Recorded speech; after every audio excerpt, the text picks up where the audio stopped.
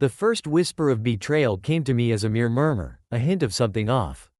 I was in my office, buried under a stack of legal briefs, when a junior associate, Brian, casually mentioned that he had seen Liza with someone. I brushed it off, assuming it was nothing more than office gossip. After all, Brian had a knack for exaggeration. But then the whispers grew louder. Over the next few days, similar snippets of gossip trickled in. Janet from the marketing department mentioned in passing that Liza had been spotted at a cafe downtown with a young man who wasn't me. Quite the charmer, she added with a knowing smile. I had barely processed her words before she pivoted to discussing a new project, leaving me in a haze of confusion. The final blow came from Kevin, an old college buddy who now worked in the same building. He saw me in the elevator and, without a preamble, asked, "You know about Liza and that photographer, right?" The casual tone of his inquiry made my stomach churn. I stared at him, unable to muster a response. Seems like they've been spending quite a bit of time together. He continued, oblivious to the effect his words were having on me. He's a pretty young guy, just thought you'd want to know. The elevator doors slid open, and Kevin exited, leaving me alone with my thoughts. My mind raced, piecing together the fragments of information. Liza, my wife of 10 years, was allegedly involved with someone else. And not just anyone, an aspiring photographer who had recently started making waves in the art scene. I tried to push the thoughts away, to focus on the task at hand. But the whispers had planted a seed of doubt, and it grew with each passing hour. I couldn't ignore the gnawing suspicion that something was fundamentally wrong. My professional success, my carefully maintained facade of a perfect life, was crumbling under the weight of these insinuations.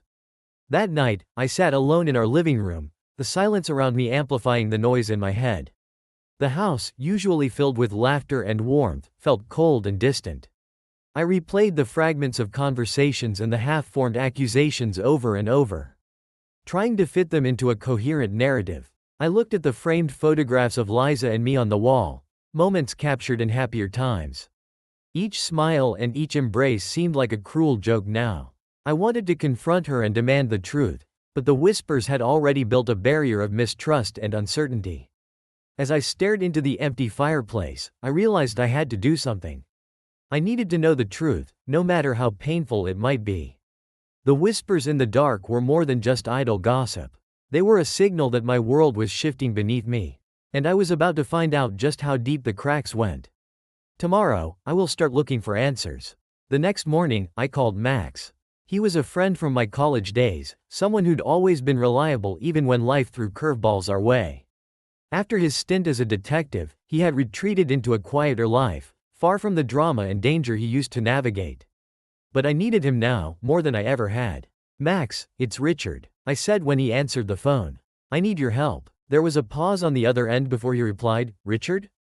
It's been a while. What's going on?" I took a deep breath, trying to keep my voice steady.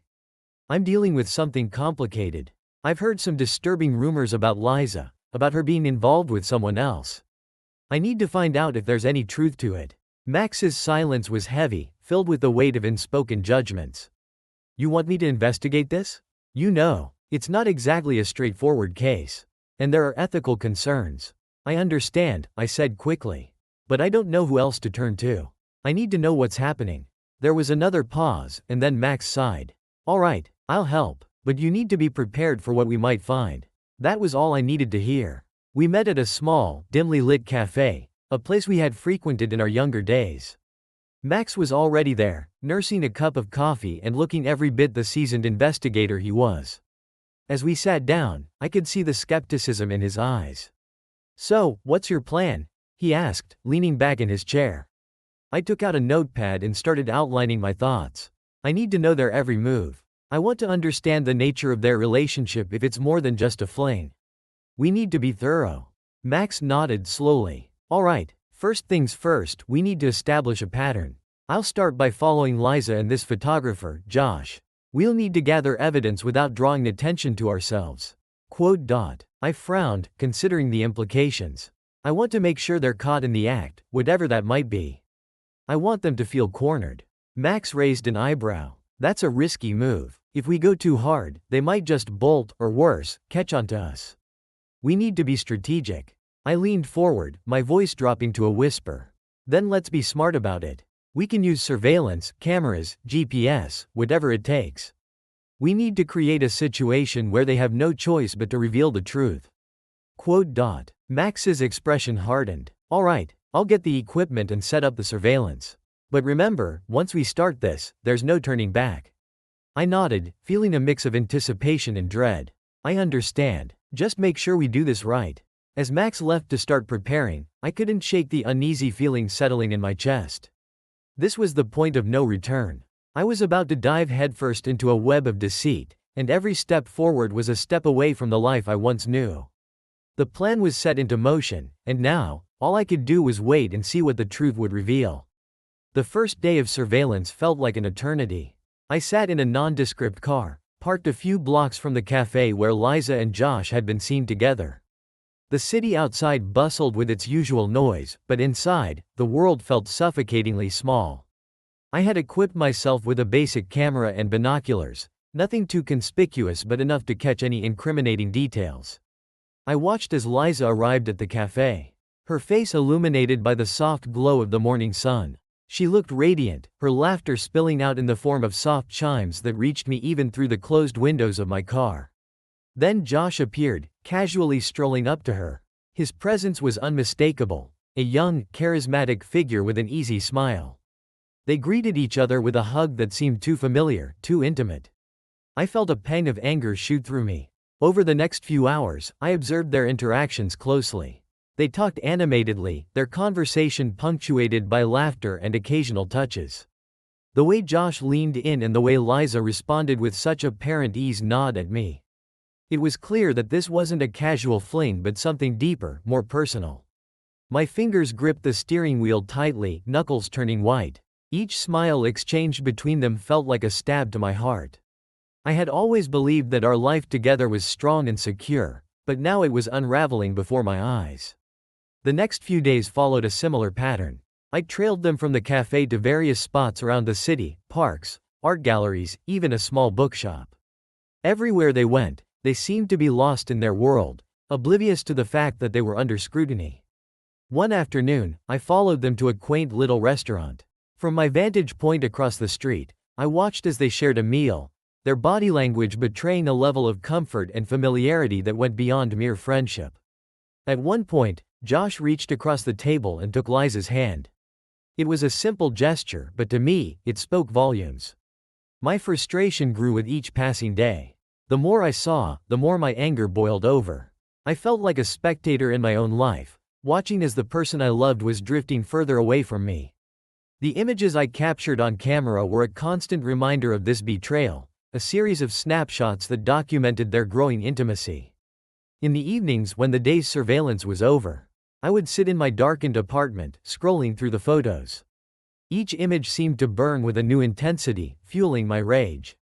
I reviewed them repeatedly, searching for something, anything, that could justify my anger, something that would make this pain feel more bearable. I knew I was on a dangerous path. My obsession with their every move was consuming me, slowly eroding my sense of self. But there was no turning back now. Each moment of their closeness was a bitter reminder of the life I felt slipping through my fingers. And as I continued to follow them, I couldn't shake the growing sense that the truth I sought might be more devastating than I ever imagined. The days blurred together, a monotonous cycle of tracking and torment.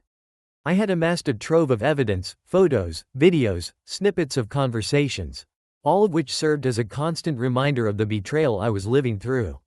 My anger was no longer just a fleeting emotion. It had taken root and was growing into something far more consuming. One evening, as I reviewed the latest batch of photos, I felt a shift inside me. The pain and confusion were still there, but they were now accompanied by a cold, calculated resolve. The idea of confronting Liza and Josh directly seemed too chaotic, too likely to blow up in my face. I needed a plan, something precise, something that would ensure they felt the full force of my wrath. I thought back to the conversations Max and I had had. His advice about being strategic and avoiding hasty actions resonated deeply. If I wanted to make a statement, I needed to do it in a way that would leave a lasting impact. My thoughts began to crystallize into a plan. I would orchestrate a series of events that would not only expose their relationship but also make them feel the weight of their actions. It had to be elaborate, intricate, and, above all, effective. The first step in my plan was to create an illusion of threat. I needed to drive a wedge between Liza and Josh, making them believe that their secret was in danger of being exposed. This would make them panic and force them into making mistakes. The night before the big move, Max and I huddled in my apartment, going over the final details of our plan. The atmosphere was tense, charged with a mixture of anticipation and unease. Max, ever the professional, had laid out the equipment we would use for the next phase of our scheme: hidden cameras, voice recorders, and other tools designed to amplify the illusion of a larger, more pervasive threat. "All right," Max said, his voice steady. "Tomorrow, we'll set everything in motion. The idea is to make Liza and Josh believe that their affair is on the verge of being exposed." I nodded, trying to ignore the lingering pang of doubt. "What exactly do we need to do?" Max pointed to a series of locations on a map he had spread out before us. "We'll place hidden cameras in key spots, places they frequent and where they might be vulnerable. We'll also have someone drop off more cryptic notes, this time in locations they're sure to notice. The goal is to create a sense of being watched." We went over the logistics one last time before Max headed out to implement the first phase of the plan. I spent the evening preparing the anonymous letter. It was crafted to be vague yet menacing, designed to strike fear without revealing too much. The envelope was unremarkable, just another piece of mail in a city full of them. The next morning, I followed through with the plan. I watched from a distance as Max placed the cameras and nodes, ensuring everything was in place. The setup was perfect. If everything went as planned, Liza and Josh would soon be engulfed in a web of paranoia and fear. Later that day, as I sat in my car, I saw Liza arriving home. She seemed preoccupied, her usual confident demeanor replaced by an air of unease. I knew the letter had been delivered and that she was likely beginning to experience the disquiet we had hoped to instill. Around midday, I received a call from Max. "It's working," he said. Liza received the letter. I saw her reading it and then frantically searching her apartment. "She looks genuinely scared." A dark satisfaction settled over me. Our plan was unfolding exactly as intended. I knew that the next step was crucial, keeping the pressure on without overplaying our hand. Over the following days, I kept my distance, observing their reactions from afar. Max and I continued to escalate the situation subtly. Additional notes were left in places where they were sure to find them. An ominous message on a car windshield. Another tucked into a book on a cafe table. The goal was to make them feel like they were under constant surveillance.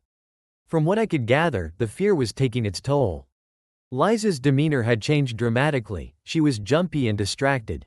Josh, too, seemed increasingly on edge. It was clear that our strategy was having the desired effect. Yet, as I watched from the shadows, I couldn't help but feel a pang of guilt. Was this really what I wanted? I had orchestrated this elaborate scheme to expose their affair. But seeing the fear in Liza's eyes made me question the morality of my actions. I shook off the doubts and refocused on the task at hand. For now, my objective was clear: continue applying pressure, watch as their relationship unravels, and make them face the consequences of their actions. The trap was set, and the stage was set for the final act. All that was left was to watch and wait as the web of deceit and deception we had spun began to tighten around them. The days following our meticulous setup felt like a psychological roller coaster. From the shadows, I watched as Liza and Josh became increasingly unnerved by the cascade of anonymous threats. Their once carefree interactions were replaced by hurried whispers and furtive glances. It was almost poetic, the way our plan had managed to dismantle their world so efficiently. One evening, I observed Liza arriving at Josh's apartment. She was visibly agitated, her usually composed demeanor shattered. I parked a few cars down the street, peering through binoculars as she knocked on his door. When Josh opened it, she stormed inside, slamming the door behind her. From my vantage point, I could only imagine the confrontation that was unfolding. I had no way of hearing their words, but the body language was unmistakable. Liza paced furiously while Josh stood with a distressed expression. It was clear that something significant was happening. An hour later, Liza emerged alone, her face a portrait of resolve and desperation. She walked briskly to her car, her movements sharp and deliberate. I followed at a distance, observing as she drove home. It wasn't long before the scene at Josh's apartment began to take shape in my mind. The next morning, I saw Liza at the cafe where she and Josh had spent so many afternoons together. This time, she was alone. Her usual vivacity was gone, replaced by a somber expression. I watched as she sipped her coffee absent-mindedly, staring out of the window with a look of profound sadness.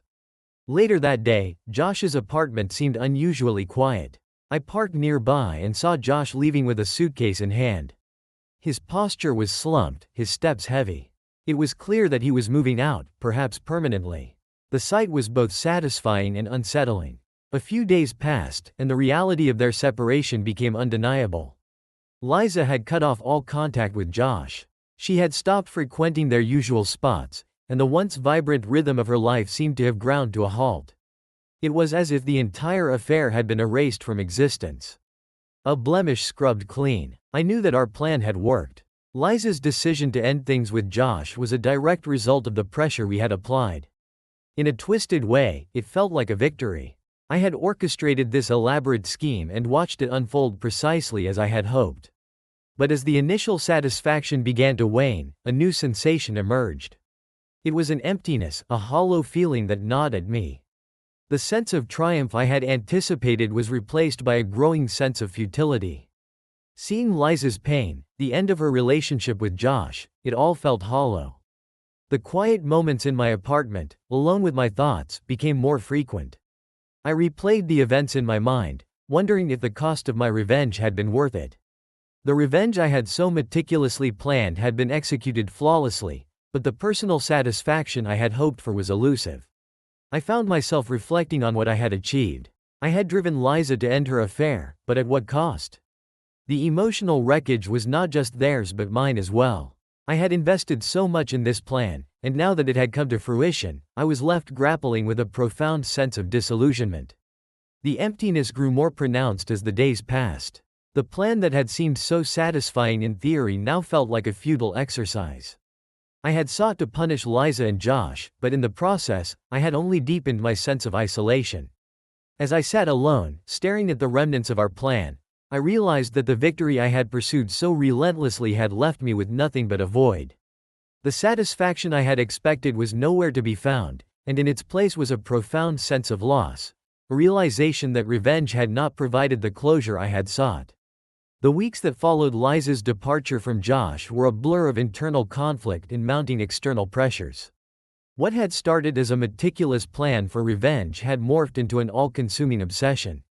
As the days dragged on, I began to see the fractures in my life, the consequences of my actions extending far beyond my vendetta. At work, my previously unblemished reputation was beginning to show signs of strain. Colleagues who had once looked up to me now seemed wary, their respect replaced by uneasy glances and whispered conversations. My focus, once razor-sharp, had become clouded. Deadlines were missed, meetings were delayed, and the quality of my work suffered. It was as if the very essence of my professional identity was unraveling, thread by thread. One afternoon, during a crucial meeting with a high-profile client, my lack of concentration became glaringly apparent. I stumbled over my words, failed to address key points, and watched in horror as the client's frustration turned to outright dismay. The deal, once poised to be a major success, was suddenly in jeopardy. The client's parting words were a harsh reminder of how far I had fallen. "We expected better, Richard," they said, leaving me with a crushing sense of defeat. Back at home, the situation was no better. Friends who had once been close confidants were now distant and evasive. My obsessive preoccupation with Liza and Josh had alienated me from those who had supported me through thick and thin.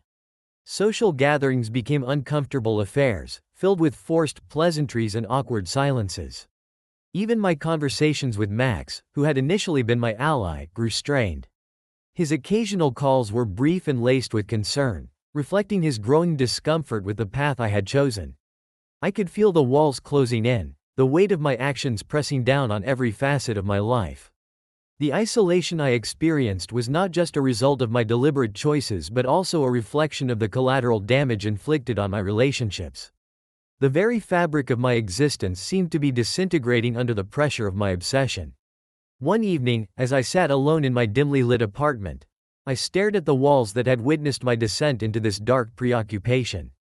The once vibrant colors now seemed dull and lifeless.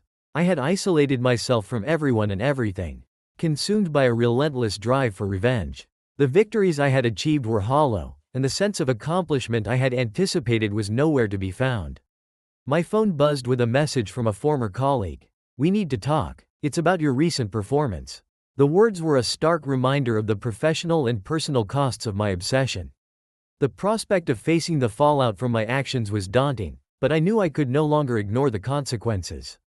The path I had chosen had led me to a crossroads. My quest for revenge had taken a toll on every aspect of my life. The professional setbacks and strained relationships were tangible manifestations of the internal turmoil I had been trying to suppress. The emptiness I felt was not just a personal void but a reflection of the broader impact of my actions. As I contemplated the mess I had created, I realized that the time had come to confront the reality of my situation. The plan that had seemed so righteous and satisfying had spiraled into a self-destructive spiral. The challenges I faced were not just external obstacles but internal battles that demanded resolution. I knew I had to face the consequences of my actions and find a way to rebuild the shattered pieces of my life. The first step was acknowledging the damage I had inflicted and seeking a path forward, one that might restore some semblance of balance and clarity. The morning light filtered through the curtains, casting a soft glow across the room. I sat at the kitchen table, staring into my coffee cup. Lost in thought. The weeks since Liza and Josh's breakup had been filled with an unsettling emptiness. The revenge I had so meticulously planned had left me with nothing but a hollow sense of victory. The sound of the front door opening jolted me from my reverie. I looked up to see Liza standing in the doorway, her face marked by fatigue and a strange determination. Her presence was unexpected, and I felt a twinge of unease. "Richard," she said, her voice tentative but earnest. "Can we talk?" I nodded, gesturing for her to sit down. The atmosphere was thick with unspoken tension as she settled into the chair opposite me. "I've been doing a lot of thinking," Liza began, her gaze focused on the table. "And I realize now that I've been pushing you away. I want us to be closer again, to reconnect in a way we haven't been able to for a long time." I studied her, noticing the vulnerability in her eyes. She seemed genuinely remorseful, but there was an underlying current of confusion. She had no idea about my knowledge of her affair, and her plea for closeness felt sincere. "Why this sudden desire for closeness?" I asked carefully, trying to keep my tone neutral. "What's prompted this change?" Liza looked up, her eyes meeting mine with a mix of hope and apprehension. "I've been reflecting on everything that's happened. I realize how much I've been drifting away from you, and I want to make things right. I want us to rebuild our relationship, to be more connected. I know it won't be easy, but I'm willing to try if you are." Her words were a double-edged sword. On one hand, I could sense a genuine desire to mend our relationship. On the other, there was the painful irony that she was unaware of the full extent of my knowledge about her infidelity. The thought of revealing the truth crossed my mind, but the timing and manner of doing so were fraught with complications. "I appreciate you coming to me with this," I said slowly. "It's clear that you've been reflecting a lot. But you should know that rebuilding trust is going to take time, and it's not something we can rush." Liza nodded, her face a mix of relief and nervousness. "I understand. I just want to start somewhere.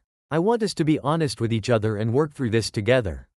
Her sincerity was palpable, and I found myself torn. The idea of rekindling our relationship while harboring the truth about her affair felt like walking a tightrope. I wasn't sure if I was ready to confront her with what I knew.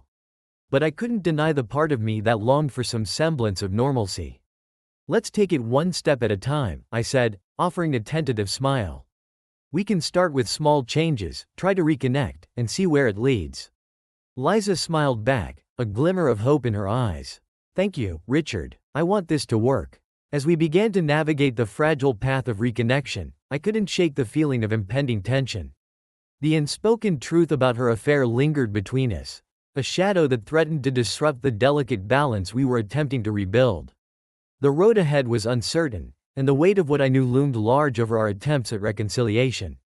The late afternoon sun cast long shadows across my apartment as I sat in solitude, my thoughts swirling like a storm. The past few weeks had been a whirlwind of turmoil and confusion. My interactions with Liza had left me grappling with mixed emotions, and the sense of hollow victory from my revenge continued to haunt me. It was clear that something needed to change, but I struggled to see a way forward. The sound of the doorbell pulled me from my thoughts. I opened the door to find Max standing there, his expression a mix of concern and determination. His presence was both unexpected and welcome. "Hey, Richard," Max said, stepping inside. "Can we talk?" I nodded, leading him to the living room. Max took a seat, his gaze scanning the room before resting on me. There was an air of gravity in his demeanor, a reflection of the seriousness of our conversation. "I've been following your situation," Max began, his tone measured. "And I think it's time we had a real talk about where you're headed." I sighed, sinking into a chair opposite him. "I'm listening. What do you have in mind?" Max leaned forward, his eyes locked on mine. "You've been consumed by this need for revenge, and it's starting to unravel not just your relationship with Liza but also your career and personal well-being. I understand why you did it, but it's become clear that holding on to this anger and obsession is only causing you more harm." I nodded, feeling the weight of his words. "So, what do you suggest?" Max took a deep breath. "I think it's time for you to reassess what's important. This obsession with revenge has taken over your life, and it's preventing you from moving forward. You need to let go of this anger and find a way to move on." His advice resonated with me, but it was also a daunting prospect. The thought of letting go of everything I had meticulously planned and executed was both liberating and terrifying. "I'm not sure how to even begin," I admitted. "It feels like I've invested so much into this revenge, and now it's all falling apart." Max's gaze softened with understanding. "You don't have to do it alone. I'm here to help you find a way out of this mess. Whether it's through professional support, personal reflection, or just having someone to talk to, we can figure out a plan together." His offer of help was a lifeline, a chance to reclaim some semblance of normalcy and start rebuilding my life. I had been so focused on exacting my revenge that I had lost sight of what mattered, my well-being and the relationships that had suffered in the process. "Thank you, Max," I said, my voice tinged with relief. "I'd appreciate any help you can offer." Max nodded, a reassuring smile on his face. "Let's start by taking small steps. We'll work on setting realistic goals and finding ways to address the issues that have arisen. It's going to be a process, but you're not alone in this." As Max and I began to discuss potential strategies for moving forward, I felt a flicker of hope for the first time in weeks. The path ahead was uncertain, but with Max's guidance and support, I could begin to untangle the knots of anger and regret that had ensnared me. The journey to letting go of the past and rebuilding my life was just beginning, but with a newfound sense of direction and the promise of support, I felt ready to face the challenges ahead. The days after my conversation with Max were a whirlwind of self-reflection and decision-making. The weight of the past few months hung heavy over me, a constant reminder of the betrayal and turmoil I had experienced. Yet, as I sifted through the emotions and chaos, a clear realization began to emerge: I needed to make a significant change in my life. Liza's recent attempts to reconnect with me were heartfelt, but they also served as a stark reminder of the reality I faced. Our relationship had been shattered by her affair, and no amount of reconciliation could erase the breach of trust that had occurred. As much as I wanted to believe in the possibility of rebuilding, I couldn't ignore the deep-seated hurt and disillusionment that remained. One evening, as I sat alone in my apartment, I allowed myself to fully confront the truth. My life had been turned upside down, and the pursuit of revenge had only led to further isolation and regret. I had been so consumed by my quest for justice that I had lost sight of my own needs and desires. It was time to reclaim my life, to seek out a path that was true to who I wanted to be. With a heavy heart, I made the decision that I could no longer live with Liza. The thought of continuing in a relationship marred by such deep betrayal was untenable. I needed to move on, to create space for a new chapter in my life, one that was not defined by anger and resentment. I scheduled a time to talk with Liza, knowing that this conversation would be one of the most challenging I had ever faced. The air was thick with tension as she arrived, her face a mask of both hope and apprehension. "Richard, I've been thinking about us," Liza began as we sat across from each other. "I know things have been difficult, but I want us to work through this. I believe we can." "Liza, please," I interrupted gently but firmly. "I've come to realize something important. After everything that's happened, I don't think we can move past this. I need to be honest with myself and with you." Her expression shifted from confusion to concern. What are you saying? I'm saying that I can't continue living with you, I said, my voice steady. The trust between us has been irrevocably damaged. I need to make a change for myself, and that means moving on from this relationship. The silence that followed was heavy, laden with unspoken emotions. Liza's eyes filled with tears, and for a moment, I felt a pang of sorrow. I understood the pain I was causing, but I also knew that this was the only path forward for both of us. I understand, Liza said quietly, her voice trembling. I'm sorry for everything. I didn't mean for any of this to happen. I know, I replied, my voice softening. I just need to focus on rebuilding my life and finding a way to heal. It's not something I can do while remaining in this relationship. As we parted ways, I felt a mix of relief and sadness. The decision to end our relationship was a necessary step, but it was also a poignant acknowledgement of the profound impact of her actions on my life. The day of my departure was filled with a sense of finality. The apartment that had once been a sanctuary now felt like a relic of a turbulent past. I moved through the space with a mixture of nostalgia and resolve, packing away the remnants of my former life. Each item, each photograph, was a reminder of a chapter that I was ready to close. Max arrived early, his presence a comforting anchor as I prepared to leave. We had spent the last few days catching up and discussing the next steps for me. His support had been invaluable, and I was grateful for his guidance through this tumultuous period. We stood on the sidewalk outside my apartment building, the city's hustle and bustle providing a stark contrast to the quiet, introspective mood between us. The car, packed with the essentials I would need for my new life, was ready to go. Richard, Max said, his voice steady but tinged with warmth, I want to wish you all the best. Starting over is never easy, but I know you've made the right choice. Letting go of the past is the first step toward finding real happiness. I nodded, feeling a lump in my throat. Thank you, Max. Your support has meant more to me than you know. I'm ready to leave all this behind and start fresh. Max extended his hand, and I shook it firmly. If you ever need anything or just want to talk, you know where to find me. With a final nod, I turned toward the car, my heart heavy with a mixture of anticipation and sadness. The journey ahead was uncertain, but it was a path I had chosen consciously, a chance to redefine my life and seek a future unburdened by past grievances. As I drove away from the city that had been my home, I looked in the rearview mirror. Watching the skyline gradually fade into the distance.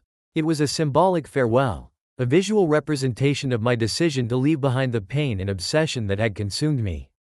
The road stretched out before me, an open canvas waiting to be filled with new experiences and opportunities. The idea of starting over was both exhilarating and daunting. I knew there would be challenges ahead, but I was ready to face them with a renewed sense of purpose. In the quiet of the car, I reflected on the journey that had brought me to this point. The quest for revenge had promised satisfaction but had delivered only emptiness and regret. I had sought to find joy in retribution, but instead, I had discovered that true fulfillment could only come from letting go and moving forward. The miles passed, and with each one, I felt a growing sense of liberation. The past was behind me, a series of lessons learned and experiences lived. As I approached my new city, I felt a surge of optimism. This was my opportunity to rebuild, to create a life that was truly mine. The new city was vibrant and full of possibilities. The streets were lined with cafes and bookstores, and the air was filled with the promise of new beginnings. I found a small apartment that felt like a blank slate, ready to be filled with the new experiences and relationships that lay ahead. As I unpacked the last of my boxes and settled into my new home, I felt a profound sense of relief. The journey of starting over was just beginning, but I was determined to make the most of it. The past was no longer a burden but a part of my history that had shaped me. Looking out the window at the bustling city below, I understood that revenge had not brought me any true joy or satisfaction. The real reward was the freedom to move forward, to embrace a future untainted by past mistakes. This was my chance to find real happiness and to live a life defined by hope and possibility rather than anger and regret. With a deep breath, I took my first steps into this new chapter of my life, ready to embrace whatever came next with an open heart and a clear mind. Months had passed since I first set foot in this new city, and the sense of renewal that had greeted me upon my arrival had evolved into something more profound. The initial thrill of change had given way to a quiet, enduring satisfaction. As I looked back on my journey, I realized that the decision to let go of the past and start over had been the most pivotal choice of my life. The apartment that had once felt like a blank canvas was now filled with the comforting signs of life being rebuilt. Pictures adorned the walls, each one a snapshot of new experiences and achievements. The once empty spaces were now filled with books, plants, and mementos from a life being redefined. Every item was a testament to the progress I had made, and the new beginnings I had embraced. My days had taken on a new rhythm. I had discovered a passion for photography, a hobby that allowed me to capture the world through a lens and find beauty in the everyday. The city offered countless opportunities for exploration, and I eagerly embraced them. I wandered through art galleries, attended local theater performances, and spent time in parks and cafes, each experience adding a new layer to my sense of fulfillment. Meeting new people had been both refreshing and challenging. I had made connections with colleagues, neighbors, and friends who were completely unaware of my past struggles. These new relationships were built on the present, unburdened by the weight of previous grievances. Through these interactions, I found a renewed sense of belonging and community. One of the most meaningful relationships I developed was with Julia, a fellow photography enthusiast I met at a local workshop. Our shared passion for capturing moments turned into a deep and supportive friendship. Over time, that friendship blossomed into something more, a connection grounded in mutual respect and understanding. With Julia, I found a partner who saw me for who I was now, rather than who I had been. As I continued to build this new life, I discovered a sense of inner peace that had eluded me for years.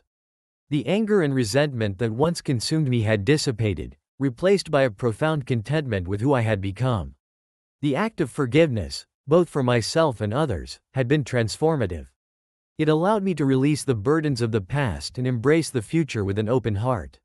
Looking back, I understood that holding on to anger and seeking revenge had only prolonged my suffering. It was in the act of letting go, of choosing to start anew, that I found true happiness. The journey was not without its challenges, but it led me to a place of inner serenity and satisfaction. As I stood by the window of my apartment, gazing out at the city that had become my home, I felt a deep sense of gratitude. The past, with all its pain and lessons, had shaped me into someone who was now capable of finding joy and meaning in life. The decision to move forward had been the most important step, a choice that had brought me closer to the person I wanted to be. The future remained unwritten, but with the experiences I had gained and the new goals I had set, I approached it with optimism and excitement. Each day was an opportunity to grow, to explore, and to connect with others in meaningful ways. In the end, it was clear that starting over had not just been about changing my location or circumstances, it had been about transforming my entire outlook on life. By letting go of the past and embracing the present, I found a deeper sense of peace and fulfillment. As I looked toward the horizon, I was ready to face whatever came next with a heart full of hope and a spirit renewed by the journey of self-discovery.